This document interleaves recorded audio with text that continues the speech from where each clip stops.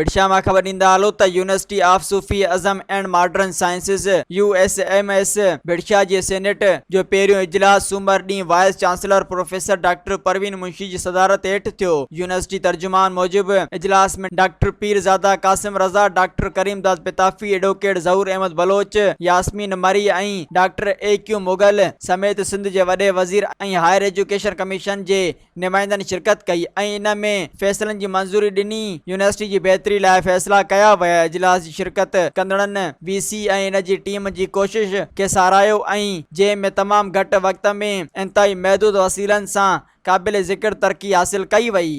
असो तमाम हैदराबाद कासमाबाद वारनि लाइ ख़ुशख़बरी, सूमरो वॉलपेपर हैदराबाद कासमाबाद में दुकान खुली वियो आहे ऐं राब्ते लाइ रांझन अली सूमरो साहब आहे, उनजो हेठी लिंक ते नंबर न लाइ तव्हां ज़रूरु राब्तो कंदा।